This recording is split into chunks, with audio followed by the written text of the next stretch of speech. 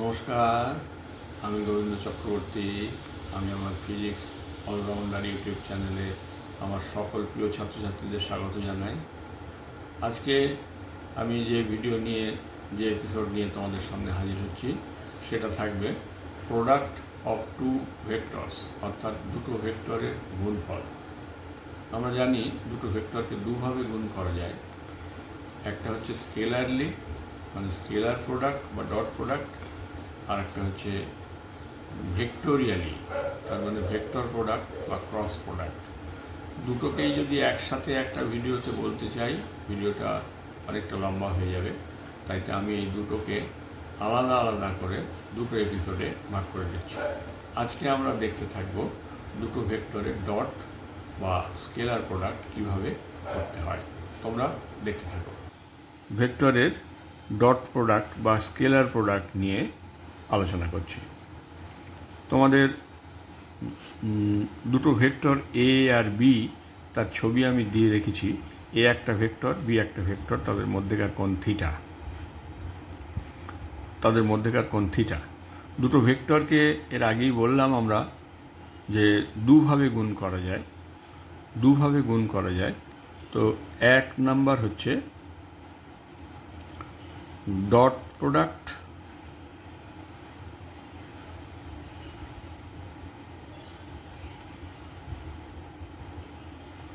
और scalar product,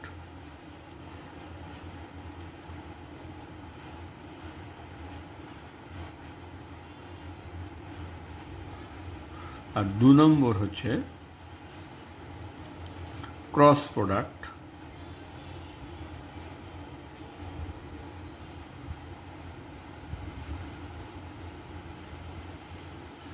और vector product.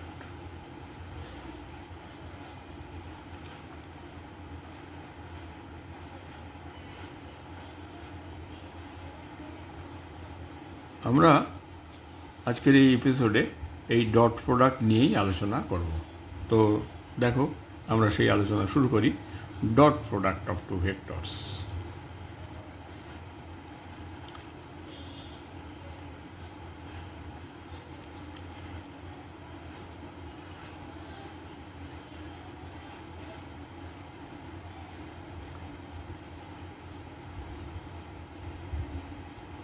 Dot product of two vectors.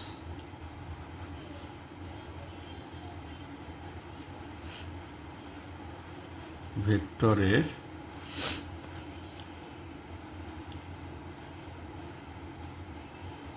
Dot গুণন।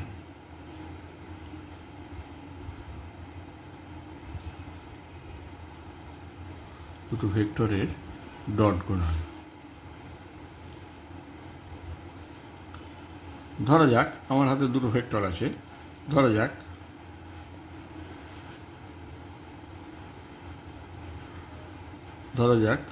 এই যে এ বি দুটো ভেক্টর দেখিয়েছি। ধরা যাক A is equal to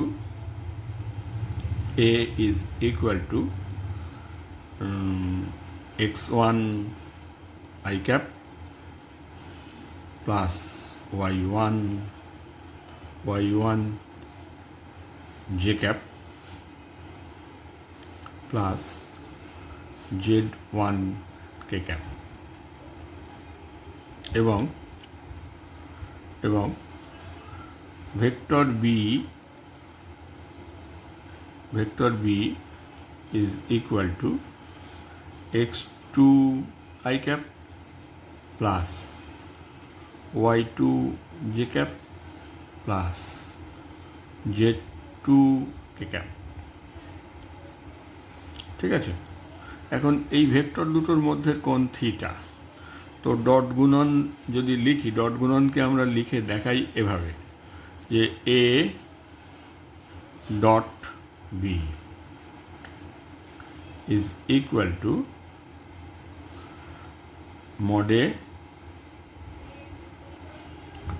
mod B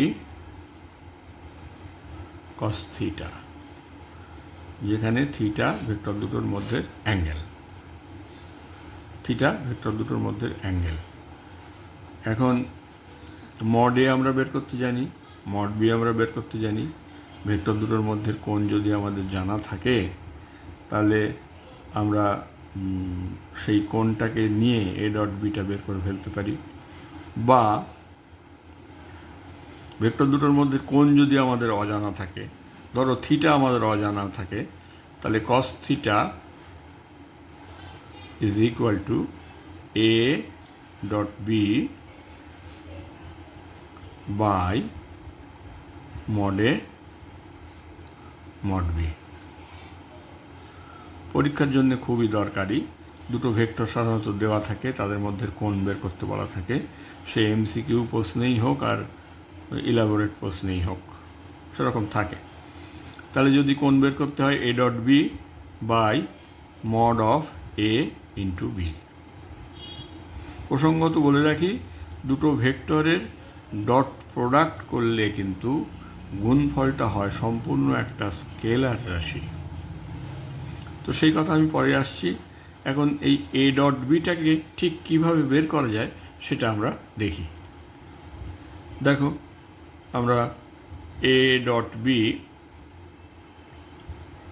expanded ফর্মেই লিখে ফেলছি। এখানে দেখো, এ হচ্ছে আমার x1 i cap plus y1 j cap plus z1 k cap dot.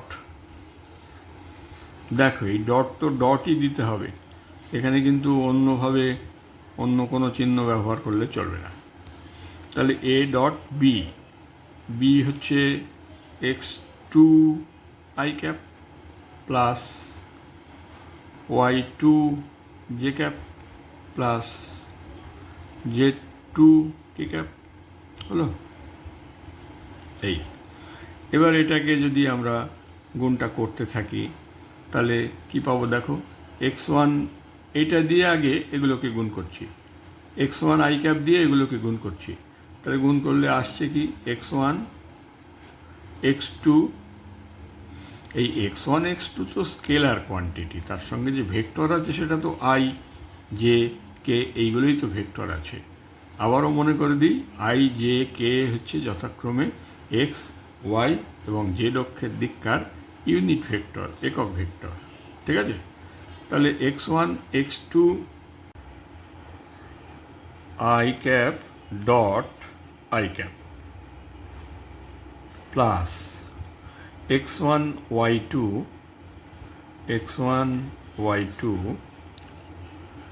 i cap dot j cap plus x1 z2 i cap dot k cap plus y1 x2 মানে x2 y1 j cap dot i cap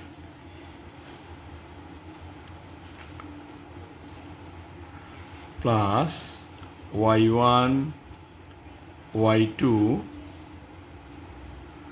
j cap dot j cap plus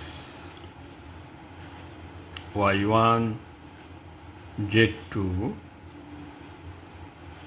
j cap dot k cap plus এইবার z1 k cap দিয়ে তিনটাকে গুণ করব। তাহলে x2 z1 k cap dot i cap plus y2 z1 k cap dot j cap plus z1 z2 k cap dot k cap. দেখো, এই x1 i cap plus y1 j cap plus z1 k cap dot x2 i cap plus y2 j cap plus z2 k cap, এইটা product যেই করব সেখানে 9টা term হবে। 9টা term আমরা দেখতে পাচ্ছি এখানে, 1 2 3 4 5টা 6টা 9টা টার্ম আছে, 1টা 2টো 3টে 4টে 5টা 6টা 7টা 8টা 9টা টার্ম আছে। এই 9টা টার্মের মধ্যে আমি 3টে টার্মের তলায় একটু দাগ দিয়ে দিচ্ছি, এই একটা আর শেষেরটা।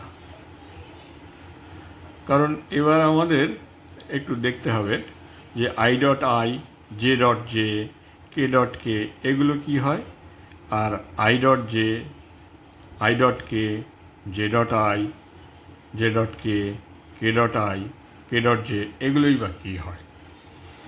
দেখো আই ডট আই, এখন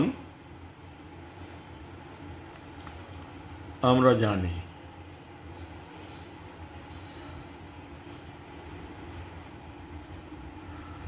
আই ডট আই সমান কি,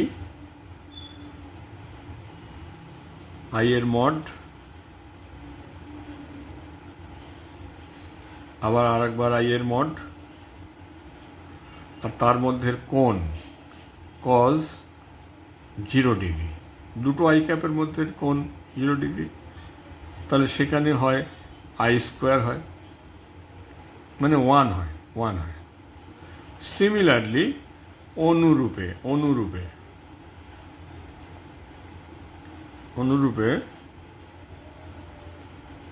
J dot J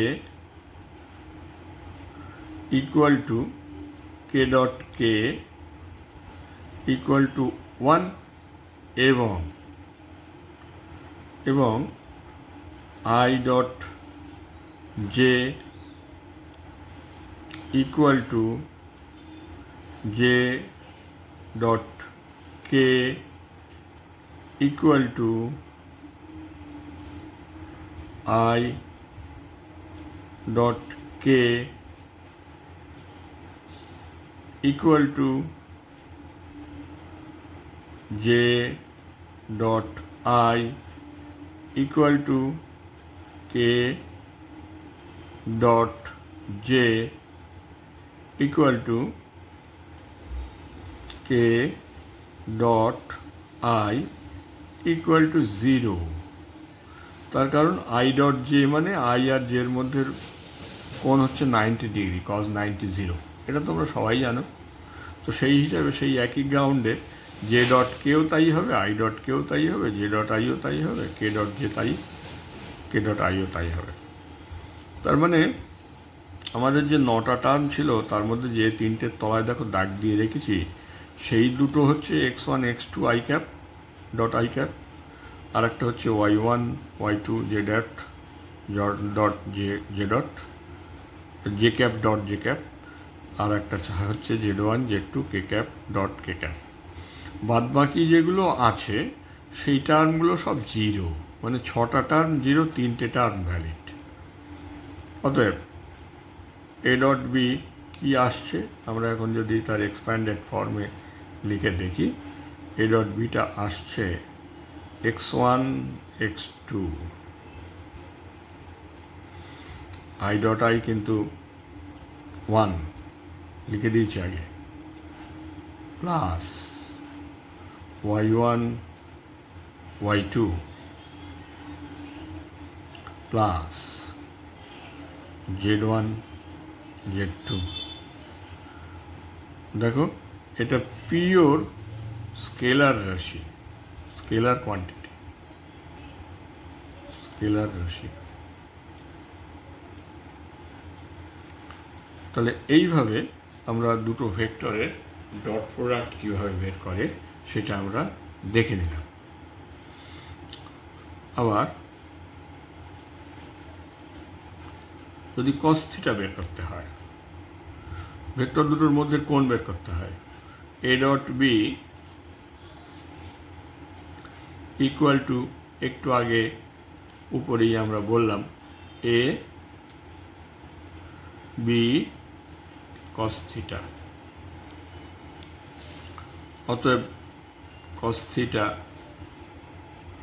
is equal to a dot by mod a mod b। a dot b মানে আমরা তো দেখে ফেলেছি x1 x2 plus y1 y2 plus z1 z2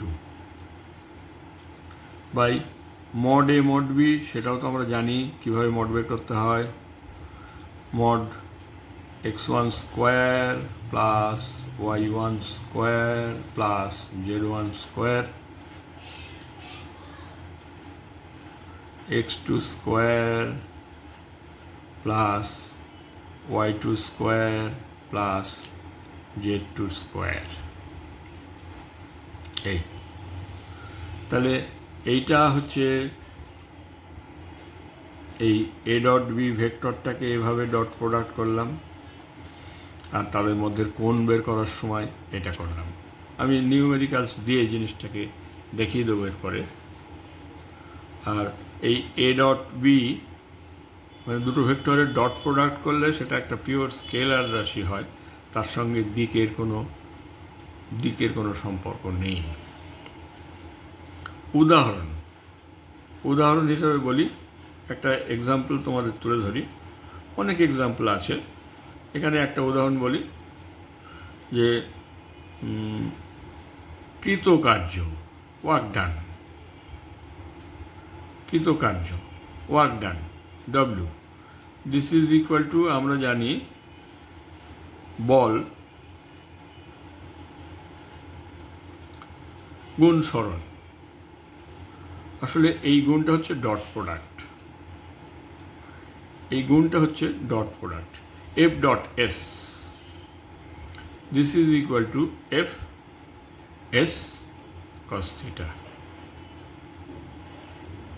F S cos theta. এটা একটা scalar রাশি, কারণ কৃতকার্য তার শুধু ম্যাগনিটিউড, কোনো দিক বলে কিছু নেই। সুতরাং এই W is equal to F dot S, যেটা হয় এফ একটা ভেক্টর, এস সরণ যেটা ডিসপ্লেসমেন্ট, এটা ফোর্স, এটা ডিসপ্লেসমেন্ট, তাহলে force F dot S displacement, সেটা হয় এফ এস কস থিটা, সেটা একটা স্কেলার কোয়ান্টিটি। তাহলে তোমরা দেখলে যে দুটো ভেক্টরের ডট প্রোডাক্ট কী করে করতে হয় সেটা তোমরা এখন শিখলে। আমরা এর একটা নিউমেরিক্যালস দিয়ে ব্যাপারটাকে দেখাবো।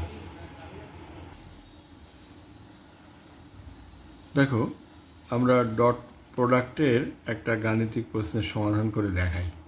প্রশ্নটা আছে, একটি কণার উপর এফ বলটা দেওয়া আছে, ক্রিয়া করার ফলে প্রাথমিক অবস্থান বলে তার একটা ভেক্টর পজিশন দেওয়া আছে 3i cap plus 2j cap minus 5k cap থেকে 12i cap plus 15j cap plus 8k cap অবস্থানে গেল। এতে কৃতকার্য কত হয় নির্ণয় করো। আমরা এটার এখন সমাধান করি। দেখো কিভাবে তার সমাধান করি সেটা দেখো। প্রথমে আমরা কণার সরণটা বের করে নেব। এই তার প্রাথমিক অবস্থান 3i cap plus 2j cap minus 5k cap, সেখান থেকে তার অন্তিম অবস্থান 12i cap plus 15j cap plus 8k cap, এই অবস্থানে গেল। তাহলে এখানে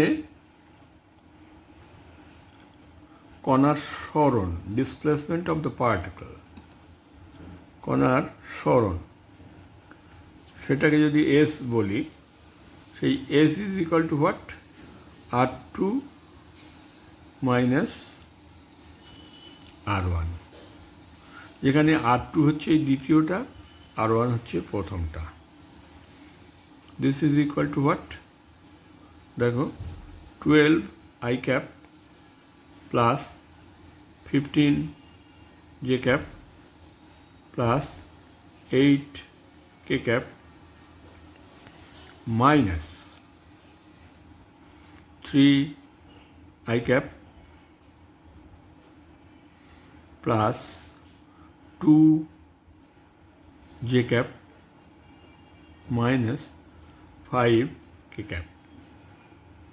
এই this is equal to what, simple 12 i cap থেকে 3 i ক্যাপ বাদ দিয়ে যেটা আসছে 9 i cap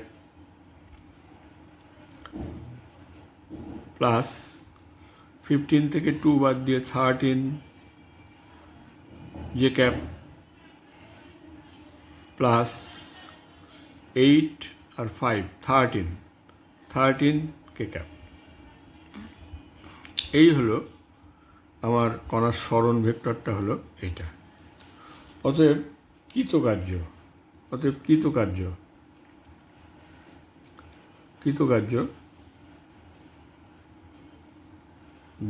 W is equal to what? না F dot S equal to F কি আছে লিখে ফেলছি। আমার F আছে 5 i cap plus 2 j cap plus 3 k cap, এটা হচ্ছে আমার F। আর S তো পেয়ে গেলাম এক্ষুনি 9 i cap plus 13 j cap plus 13 k cap.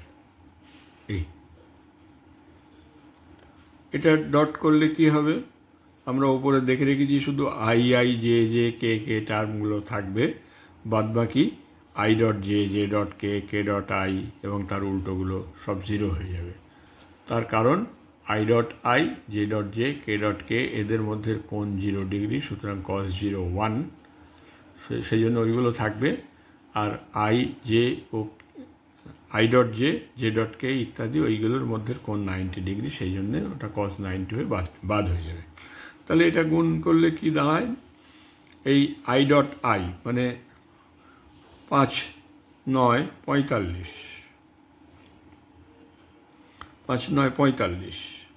Plus j dot j 2 into 13 that is 26 plus k dot k 3 into 13 that is 39।